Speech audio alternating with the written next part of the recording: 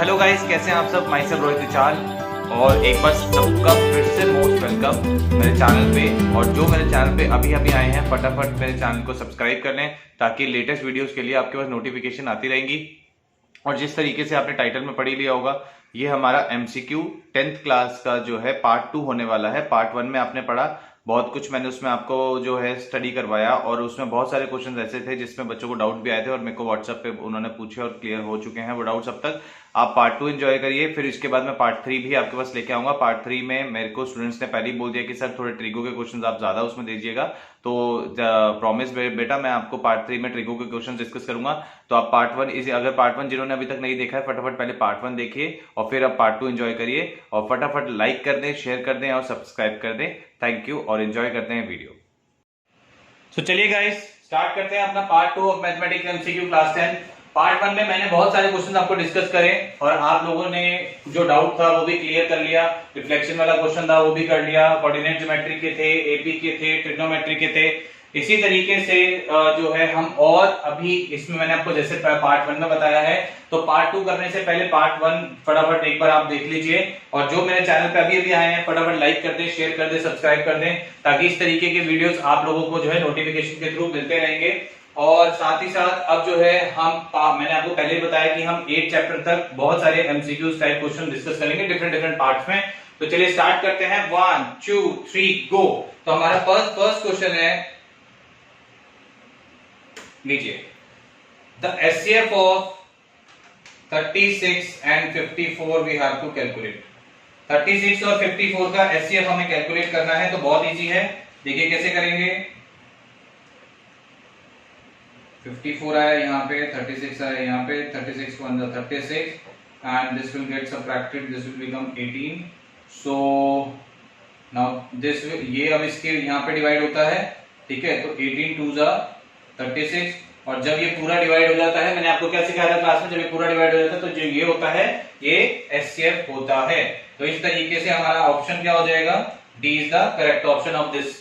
ठीक है, क्लियर। तो ये हमारा फर्स्ट क्वेश्चन था। नेक्स्ट क्वेश्चन पे चलते हैं। नेक्स्ट क्वेश्चन बहुत इजी है। विच of the following is not a zero of the polynomial. इसमें से कौन सा जो है पॉलिनोमियल का जीरो नहीं है। देखिए क्या कैसे हम चेक करेंगे। पहले हम 1 को डाल के देखेंगे, फिर हम 2 को डाल के देखेंगे, फिर -2 को डाल के देखेंगे, फिर -3 को डाल के देखेंगे। जिससे भी हमारा आंसर जीरो नहीं आ रहा होगा वही हमारा इसमें ऑप्शन होगा। तो चेक कर लेते हैं। देखो 1 का तो डायरेक्ट हो गया। अगर मैं 1 डालूं, 1 - 7 + 6, ठीक है, करके दिखाता हूं मैं आपको।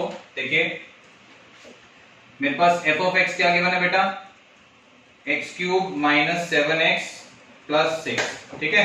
तो यहाँ पे अगर मैं पहले पार्ट का ये 1 अगर मैं डाल रहा हूं तो इसका मतलब क्या है, 1 का क्यूब इज 1, 7 × 1 इज 7। कहने का मतलब देखो क्या है, x की जगह मैं 1 डाल रहा हूं, ठीक है। तो अब यहाँ पे हमारे पास क्या आ जाएगा, इससे 7 - 7, तो इससे हमारा 0 आ रहा है, यानी कि ये नहीं है हमारा। नेक्स्ट हम बी पार्ट से ट्राई करते हैं, यानी कि f ऑफ 2 डालते हैं। तो हमारे पास क्या हो जाएगा, 2 का क्यूब -7 × 2 + 6, तो 8 - 14 + 6, तो 14 - 14, इससे भी हमारा 0 आ रहा है, ठीक है। नेक्स्ट f ऑफ -2 से हम ट्राई करते हैं बेटा। तो ये हमारे पास आएगा -2 का cube -7 × -2 + 6, it will be -8 + 14 + 6 which is not equals to 0, क्योंकि हमारे पास ये क्या आएगा, 20 - 8, तो 20 - 8 12 आ जाएगा, 0 के बराबर नहीं होगा। So the correct option is C option, -2। तो बहुत इजी क्वेश्चन था। तो यहां से हम क्या समझे, अगर आपके एग्जाम में which of the following is not a zero, is not a root of the polynomial आता है, तो आपको क्या करना है, ऑप्शंस डाल के यहां चेक कर लेना। जिससे भी आंसर आपका 0 नहीं आ रहा होगा वही आपका करेक्ट ऑप्शन होगा। क्लियर। चलिए नेक्स्ट पे चल रहे हैं आप।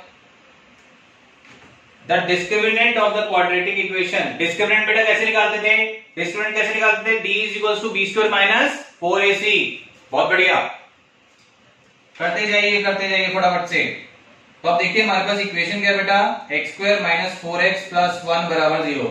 थोड़ा सा रुक जाते हैं बेटा, मैंने आपको एक चीज बताई थी, एक बहुत ही बढ़िया कॉन्सेप्ट आपको मैंने बताया था। इससे रिलेटेड मैंने क्या बताया था कि जब भी आप d = b² - 4ac यानी कि डिस्क्रिमिनेंट आप निकालते हैं, तो ये जरूर देख लीजिएगा कि उसकी सारी टर्म्स लेफ्ट साइड में होनी चाहिए, इक्वल टू में 0 होना चाहिए। बिल्कुल करेक्ट बेटा।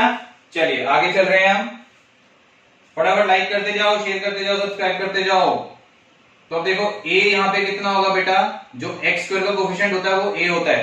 x स्क्वायर का कोफिशिएंट कितना दिया हुआ है बेटा यहाँ पे 1, कितना दिया हुआ है 1, ठीक है। b क्या होता है, जो x का कोफिशिएंट होता है, x का कोफिशिएंट क्या दिख रहा है यहाँ पे -4, और c जो होता है वो कांस्टेंट होता है, वो हमारे को 1 दिया हुआ है। तो अब हमारे पास जो फॉर्मूला होता है, फॉर्मूला हमारे पास क्या होता है, d = b² - 4ac, यही हमें निकालना है। d की वैल्यू हमें निकालनी है, तो b² यानी कि -4 का स्क्वायर -4 × 1 × 1, तो ये हो गया 16 -4, so the answer is 12, so the correct answer is C part, so the correct answer is C part, clear, got it, मजा आ रहा है, ठीक है। तो इस तरीके के एमसीक्यू आएंगे, आप फटाफट उसको सॉल्व करते जाइए और अपने क्वेश्चंस का आंसर निकालते जाइए। नेक्स्ट है, which term of the AP 4, 9, 14 is 254। Question ये पूछ रहा है कि जो ये AP है इसमें कौन सी टर्म जो होगी वो 254 होगी, क्या वो 50th होगी, क्या वो 51th होगी, क्या 52th टर्म होगी, या 53rd टर्म होगी, कौन सी होगी। तो करते हैं इसको भी क्वेश्चन, डरना नहीं है। देखो हमें क्या दिया हुआ बेटा, यहाँ पे हमें क्या गिवन है 4, 9, 14 कंटिन्यू टू 254।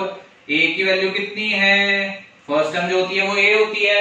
d कैसे निकलता है, दिस माइनस दिस करके, तो d कैसे निकलेगा 9 - 4 यानी कि हमारे पास आ गया 5। लास्ट टर्म हमें गिवन है कितनी 254, हमें n की वैल्यू फाइंड आउट करनी है, तो a equals to a plus n minus 1 into d. It means 254 equals to 4 n minus 1 d की वैल्यू 5। अब ये वाला जो 4 है इसको अगर मैं लेफ्ट साइड लेके जाऊं तो बेटा कितना बनेगा 250 is equals to 5 of n minus 1, clear. तो दिस एम्प्लॉइज, अब देखिए ये जो 5 है इसको मैं इधर डिवाइड में ले आऊंगा, ठीक है। तो ये मेरा 250/5 is equals to n minus 1। अब इसको अगर मैं कट कर दूं तो ये मेरा 50 हो गया, तो 50 is equals to n minus 1, तो दिस एम्प्लॉइज n की वैल्यू कितनी आ जाएगी 51, क्योंकि ये वाला 1 इस साइड चला जाएगा, तो 50 + 1 कितना हो जाएगा 51, क्लियर, समझ में आ रहा है, बहुत इजी है। चलिए next, the centroid of triangle ABC where ABC हमारे को ये वैल्यू गिवन है। तो देखिए ये हमारे को A है, ये B है, ये C है, ये सेंट्रोइड है -4, 6, 2, -2, 2, 5। तो सेंट्रोइड के अगर आपको कोऑर्डिनेट्स निकालने हैं, यानी कि जैसे ये आपको x और y निकालने हैं, तो इसका फॉर्मूला मैंने क्या बताया बेटा, x = x1 + x2 + x3 upon 3, और y = y1 + y2 + y3 upon 3।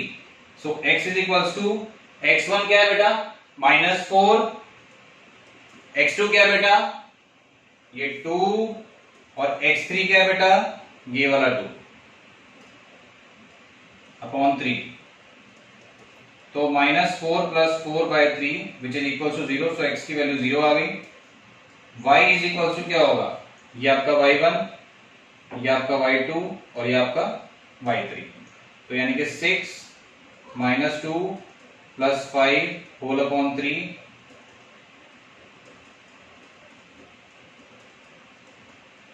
so y = 9/3 is 3, so the coordinate क्या हो जाएगा 0, 3, so the option is B is the correct option, clear। चलिए नेक्स्ट, ये तो बहुत ही ज्यादा इजी हो गया क्वेश्चन। ये कितना इजी क्वेश्चन है बेटा, अगर आपने ये वाली आइडेंटिटी याद कर रखी है तो बहुत इजी क्वेश्चन है। 1 + tan² थीटा कितना होता है बेटा sec² थीटा। तो यहां से अगर मैं ये sec² थीटा को इस साइड ले जाऊं, 1 को इस साइड ले जाऊं, तो ये बन जाएगा। बोलो हाँ या ना, बोलो बेटा जल्दी हाँ या ना। tan² थीटा - sec² थीटा जो है, 1 सेकेंड, तो tan² theta - sec² theta is equal to -1 हो सकता है हाँ या ना। तो फिर क्या करना, तो अब यहां पे देखो 4 tan² A - 4 sec² A अब मैंने 4 कॉमन ले लिया, क्या बच गया tan square a minus x square a। तो tan square a minus x square a किसके बराबर होगा बेटा, -1 के। तो यहां से -4 हुआ, तो D is the correct option. सही है, क्लियर है। नेक्स्ट क्वेश्चन पे चल रहे हैं फटाफट से। देखिए, the quadratic equation 2x square plus px plus 3 has two equal roots if p is equal to. तो यहां पे आपको एक कंडीशन याद होनी चाहिए कि अगर इक्वल रूट्स होंगे तो उस केस में मैंने क्या बताया कि d की वैल्यू 0 के बराबर होगी। d की वैल्यू 0 के बराबर होगी, तो पहले मैं d निकालता हूं। d is equal to b square minus 4ac होता है। आप देख ही सकते हैं b क्या है यहाँ पे p, a क्या है यहाँ पे 2 और c क्या है यहाँ पे 3। तो इन सबको यहाँ पे डालते हैं। d is equal to p का स्क्वायर माइनस 4 इंटू 2 इंटू 3। क्यों? क्योंकि a की वैल्यू इसमें 2 है, b की वैल्यू इसमें p है और c की वैल्यू इसमें 3 है। अब इक्वल रूट्स होने की वजह से d की वैल्यू 0 के बराबर होगी, तो ये 0 हुआ p स्क्वायर और ये हो गया आपका 24। तो p square is equal to 24 के बराबर आ जाएगा। अब ये स्क्वायर जो है, ये वाला स्क्वायर, ये इस साइड ट्रांसफर होगा तो कितना आएगा बेटा, प्लस माइनस 2√6। अभी जिनको नहीं आया वो मैं बता देता हूं। देखो बेटा कैसे, p square is equal to 24 है, p का स्क्वायर इस साइड आएगा तो प्लस माइनस √24 बनेगा। अब √24 आप देखो कैसे सॉल्व कर सकते हो।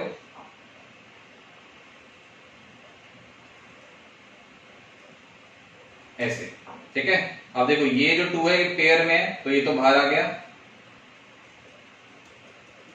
और अंदर क्या बच गया बेटा 6। तो इसलिए आंसर प्लस माइनस 2√6 हो जाएगा। ठीक है, तो जिनको डायरेक्ट क्लियर नहीं हुआ वो ऐसे क्लियर कर सकते हैं। ठीक, तो 7th क्वेश्चन हो जाता है क्लियर। नेक्स्ट अब चलते हैं। अब the sum of first 20 natural number is, the sum of first 20 natural number is, देखिए n यहाँ पे कितना है बेटा 20, हमें Sn निकालना है।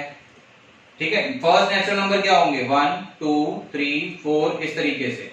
तो a हमारे पास क्या होगा 1। d कैसे निकालेंगे, दिस माइनस दिस, ये सिखा रखा है मैंने। जिनको ये क्लियर नहीं हो रहा पार्ट 1 में जाइए, पार्ट 1 में बहुत सारे क्वेश्चन ऐसे मैंने डाले हैं। ठीक है, पार्ट 1 जरूर देखिए, लाइक करते रहे, शेयर करते रहे, सब्सक्राइब करते रहे बेटा। तो t is equal to 2 minus 1 कितना हो जाएगा 1। तो Sn is equal to n by 2 into a plus n minus 1 into d. ये फॉर्मूला, ये तो सबको आता होगा फॉर्मूला ये तो। ठीक है, अब सबकी वैल्यूज डाल देते हैं।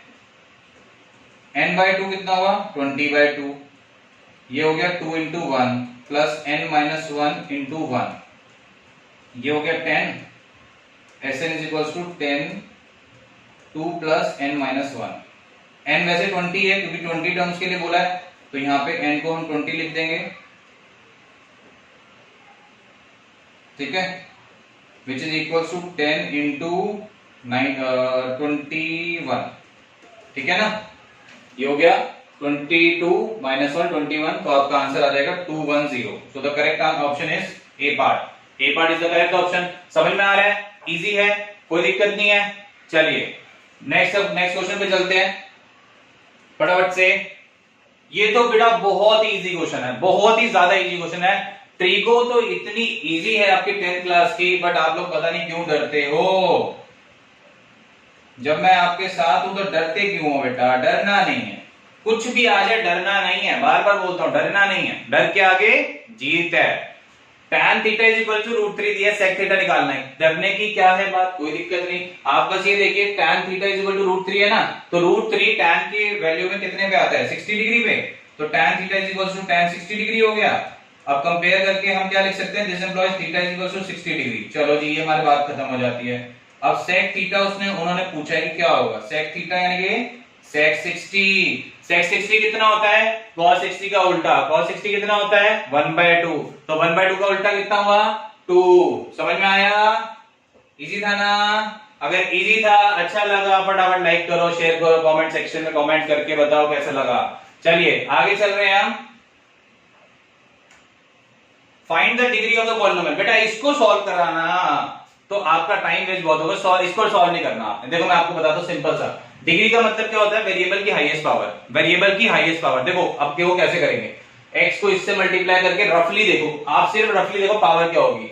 जब ये इससे होगा तो पावर कितनी हो जाएगी 3, 2 और 1 3, ठीक है। फिर इससे करो तो कितनी हो जाएगी 2, फिर इससे करो कितनी हो जाएगी 5, इससे करो कितनी हो जाएगी x into 1 is x, तो 1 पावर होगी, तो हाईएस्ट पावर क्या आएगी 5, करेक्ट आंसर इज 5। सॉल्व करने की जरूरत ही नहीं है, ठीक है, क्योंकि एमसीक्यू में आपको डायरेक्ट आप कर सकते हैं, तो डायरेक्ट आंसर इज 5। समझ में आया, क्लियर है।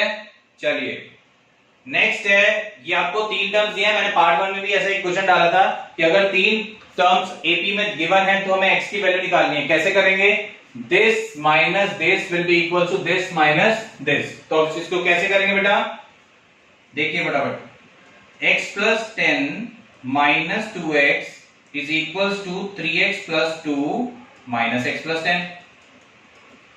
सो यहां से ये और ये अगर मैं लूं तो मेरे पास कितना बचेगा बेटा, 10 minus x is equal to 3x plus 2 minus x minus 10।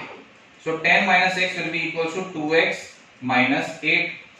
So यहां पे 10 प्लस 8 हो जाएगा, इधर 2x प्लस x हो जाएगा, तो दिस एम्प्लॉइज हमारे पास आया 18 इज इक्वल टू 3x, तो दिस एम्प्लॉइज x की वैल्यू कितनी आ गई 6।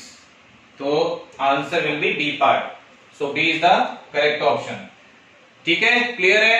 Next, which of the following is a prime number, ये तो बेटा करने की जरूरत नहीं है, आपको पता है 22 में 2 और 11 आ जाएगा, 33 में 3 और 11 आ जाएगा, 44 में 2 2 और 11 आ जाएगा, तो 11 ही बचता है जो एक प्राइम नंबर होगा, ठीक है, क्योंकि प्राइम नंबर क्या होता है, प्राइम नंबर के फैक्टर क्या होते हैं 1 and the number itself, clear.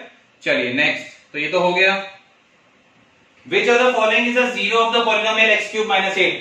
अभी इसी पार्ट में हमने पहले एक क्वेश्चन ऐसा किया है, तो इसको कैसे करेंगे, इसमें क्या पूछा है, कौन सा इसमें से है जो इसका जीरो होगा, इस पॉलिनोमियल का जीरो होगा, उसका मतलब यह है कि इनकी वैल्यूज को डाल के आपको चेक करना है किससे आपका आंसर जीरो आता है। देखो अगर 2 को मैं यहाँ पे अगर मैं 2 को डालता हूं, 2 to the 4 to the 8, 8 minus 8 0, तो हमारा ये आंसर होगा। बाकी से भी चेक कर लेते हैं, इसको मैं डालूंगा तो 0 माइनस 8 0 नहीं आ रहा, तो ये नहीं होगा आंसर। रूट 8 को डालूंगा तो भी मेरे पास इसमें रूट 8 का क्यूब जो होगा वो कितना आ जाएगा 8 रूट 8 माइनस 8, तो भी मेरा आंसर 0 नहीं आ रहा, तो मेरा ये, और माइनस 2 को डालूंगा तब भी मेरा आंसर माइनस 8 माइनस 8 होगा, 0 नहीं आएगा, तो मेरे पास आंसर क्या है 2।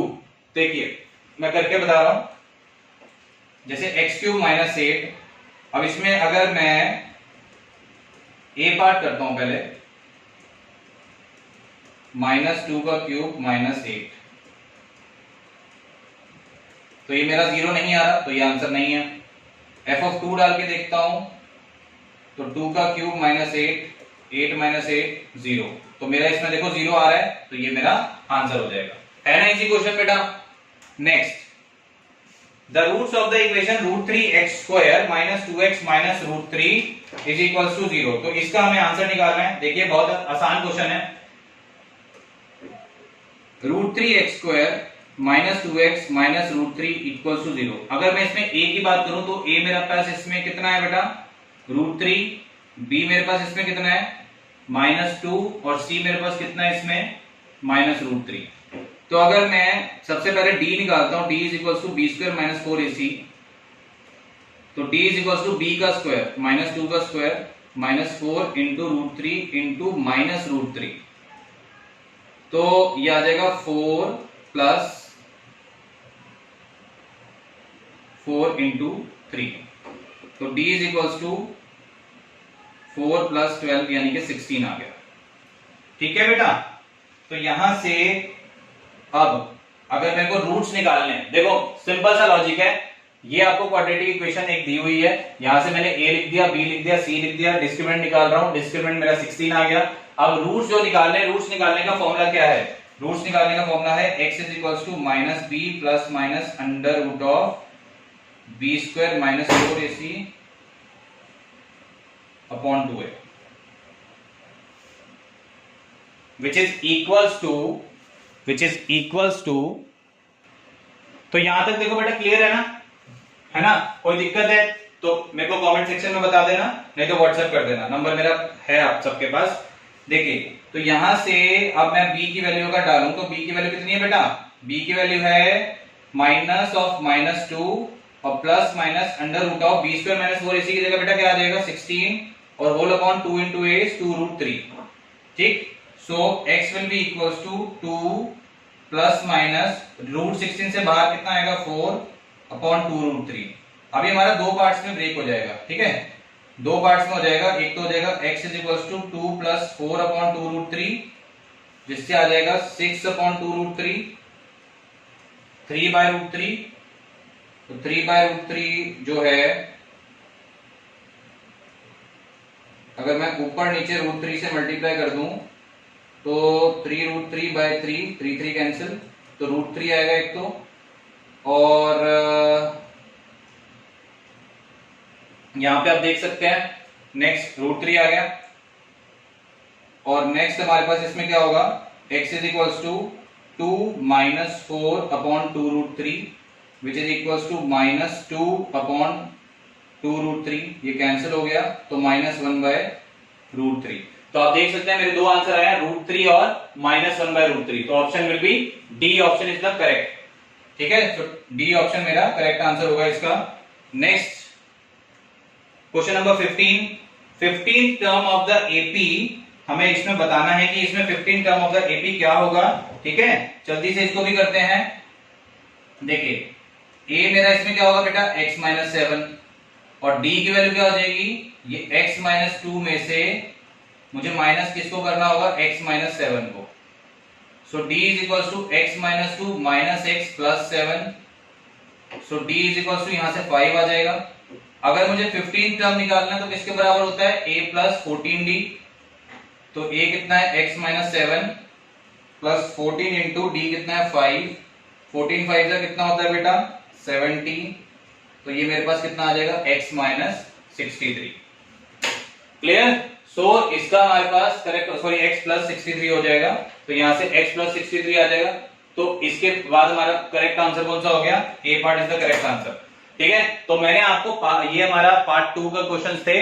पार्ट 1 आपसे डिस्कस कर लिया है, पार्ट 2 भी आपसे डिस्कस कर लिया है, और इसी तरीके के क्वेश्चंस आपको अगर चाहिए तो आप पहले इसको कंप्लीट करिए, मेरे को आप व्हाट्सएप करिए कि हाँ सर हमारे ये कंप्लीट हो गए हैं. उसके बाद हम पार्ट 3 भी डिस्कस करेंगे. पार्ट 3 में मोस्टली जो है मैं आपको ट्रिग्नोमेट्री के क्वेश्चन, क्योंकि मेरे पास बहुत बच्चों ने बोला कि सर आप ट्रिग्नोमेट्री के हमारे को प्रैक्टिस कराइए. तो पार्ट 3 में मैं कोशिश कर रहा हूँ ट्रिग्नोमेट्री के ज्यादा क्वेश्चन डालने को और एक लॉन्ग वीडियो बनाने को, ताकि जो है बहुत सारे क्वेश्चन में डिस्कस हो जाएंगे. ठीक है, तो इसी तरीके से और वीडियोस अगर आपको चाहिए तो मेरे चैनल को लाइक करें, शेयर करें, सब्सक्राइब करें, और मिलते हैं आपसे नेक्स्ट वीडियो में. तब तक बाय बाय.